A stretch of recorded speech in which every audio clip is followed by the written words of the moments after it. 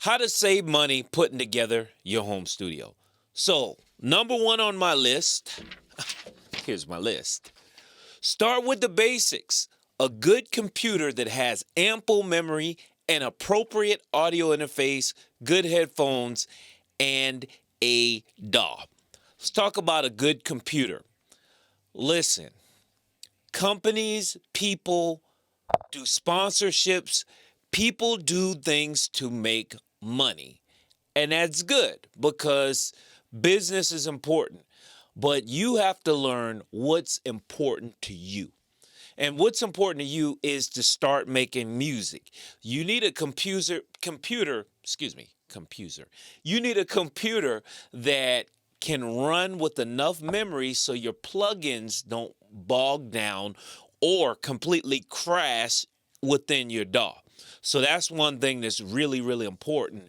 You don't need the best computer, but you need something decent.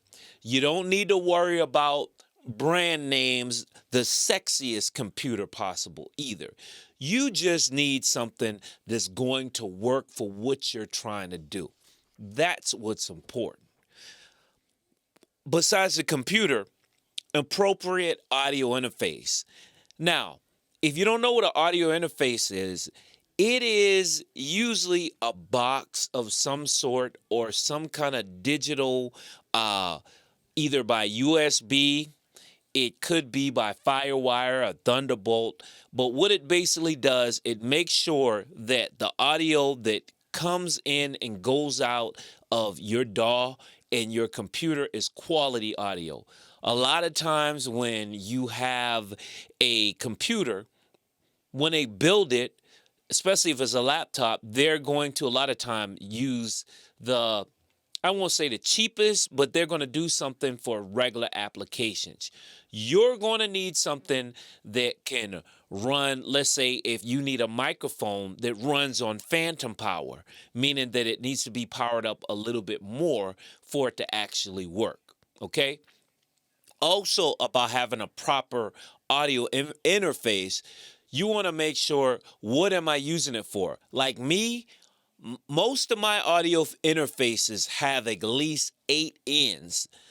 Why? Because I play drums and sometimes I record myself live drumming. And I got to make sure I have enough for each of the mics I need. Most of the time I need some overhead mics, tom, snare, kick drum, all of that to make it work. Now, if you're just going to be recording vocals and that's it, then you can get an interface that only has 2 ends. Okay, well, for two XLR inputs. Okay, that'll be perfectly fine. And a lot of times that can be cheaper. Okay, you might want to look into what brand name or exactly specifically, but you have to know if I'm going to be recording a live band or if I need several things going in at once, that I'm probably going to need something that has at least 4 to 8 ends. All right. Next, within number one, I'm still on good headphones. I would say start with some good headphones. That's a must. Me myself, I have been using it for I don't know how many years. It's been maybe about 20 years. My favorite pair of headphones is the Sennheiser HD 280 Pros. There are better headphones out there. I'm not going to act like there probably isn't anything better, but they're popular. A lot of people use them. They work. They sound decent. They sound pretty good. It's not like if you get these, you're not going to be able to get the job done. With your headphones, you got to make sure that you got like they're good. But when you introduce monitors, actual studio monitors into the equation, you got to think about the acoustics of your room. Do you have enough money to get all the foam and everything on the wall, bass traps? Are you going to be able to do all of that at once? And it's going to some stuff you're going to have to do that comes along with having monitors. Monitors are great and the ideal way of mixing and hearing the music. But if you are not ready to have studio monitors, you might be best just with a nice pair of headphones. Now, number two. Number two on my list for putting together your home studio. Look, is this thing on? Look here. Don't buy third party plugins until you master the ones that come with your DAW. It is a trap. Okay? Listen, every DAW today basically comes with plugins with the simple stuff that you really need. That means a compressor, equalizer. A lot of times they'll have something that can make whatever you have mono or stereo, delays, reverb. All that stuff usually is available in your DAW that you're buying automatically. And I'm telling you, I use Studio One as my main DAW, and I'm telling you, half of the times I use those plugins most just because they're a little bit easier on my computer far as memory. I like to use Wave stuff, Isotope, all that stuff is great, but usually I'm going to try to use the native plugins first. And then if I know, okay, I need this, I'll add it on like seasoning. Okay? Another problem, or should I say, issue that comes up with that is then you become a plugin addict and you just start buying and getting plugins or whatnot. And a lot of time, again, that's taxing on your computer. Is it really worth it? And are you going to learn how to use the plugin? I mean, it's something you really got to think about. Number three on my list. Don't think because some legendary producer or artist says that they use an expensive piece of equipment that it will be worth it for you to get that piece of equipment. I many times have made that mistake. I've been doing this thing over 20 years, and I will tell you, I remember when I had a Yamaha Motif. I purchased it, and it's great. It sounds great. But I wound up using FL Studio more than I actually did my Motif. The Motif sounded great, but a lot of time, just for convenience, I wound up using the FL Studio because it was just easier. I made it. I didn't have to dump the tracks back into the audio interface to put it in stems, to mix and everything. And it just was easier. Also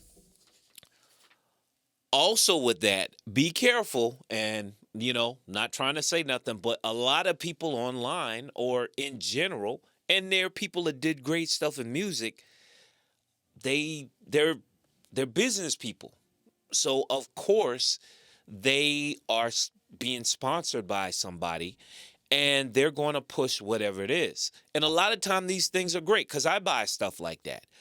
But do not feel like you have to purchase all this stuff, because a lot of time this stuff is useless to you. So if you're doing a certain kind of hip hop, a lot of time it won't be a whole lot of extensive auto tune and stuff like that. You may have some bit crushers, or maybe some emulators like a tape emulator or a vinyl emulator, but you probably not going to be using let's say a whole lot of auto tune, certain kind of more advanced effects processor, because everything you're trying to do is about grime and grit, and it's not going to be about putting a sonic sheen onto what you're doing. Okay, so be careful of that. Don't purchase everything. Okay. Number four on my list. Learn how to sell old equipment to upgrade to new equipment. I've been doing it for years and years and years. I've had so many different pieces of equipment. I've had, oh my gosh, is it SP808? I've had the DR202. I've had the MV8000, MPC 2000 XL, MPC 4000, Yamaha Motif. Uh, I've had, I could just go on and on and on the pieces of equipment that I've had. Would it be cool if I had everything I've like still now? Yeah, but one, I wouldn't even have any place to put all that stuff. And two, functionally, I really wouldn't be able to use all that stuff. I would waste more time. Trust me, I've went through it. You would waste more time. I actually, since I've been in this house that I'm in now, I have literally uh went try to go old school. I had like a whole bunch of rack synthesized, some emu stuff. I had a rack motif. I had with JV. Oh my gosh, I forgot the Roland. I had with all the extra cards in there and everything. And guess what? I really didn't get anything done. It was more about, ooh, let me go through here, and I just wanted to touch it, and I didn't really do a whole lot with it, honestly. Now everything's in the box. It's just a lot easier for me right now. I'm more productive. I get stuff done just like that. It is what it is. Sell it if you don't need it. Uh like monitors, like I will say, I have sold monitors that I wish I had kept. I will be honest, I sold some KRKs. I had some other ones that I got rid of. But monitors is something that I'll keep several pairs of those so I can get a different listen to what is going on. That's why I have three sets now, and I'll probably have to get something else different, at some point in time. But it's just about monitors I can see. Sometimes you hold on to your mics, but a lot of outboard gear, even audio interfaces, you can let them go. Just let them go if you can't use it, or especially if it's good and everything like that, let it go. And last on here, sound and product over aesthetics when building your studio. Listen, most people are not going to, unless you bring people in there actively to record. Most people are not going to know all the how cool inside your studio looks, which can be helpful for certain applications. But overall, hey, get what you need to make what you're doing work. That's my best suggestion. Don't worry about the extra stuff. Now, I have some stuff going on because I do, I have certain things that I have to do. I have certain things I do with recording. I do like some video stuff. So it's a little bit different. If you can see in the background, you can see some smudges on one set of monitors on those old BX8s. And you can notice the cones on that Elise's monitor ones right there. They're kind of smushed in. I got them for a song. I got them really, really cheap.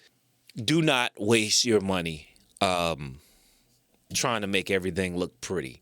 It's about what people hear, and a lot of time, the things that can be gritty, grimy within your studio is what's going to make your stuff stand out.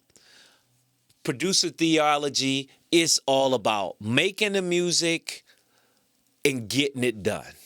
Thank you for coming by. Make sure to subscribe, give me a like, comment, all right? Peace.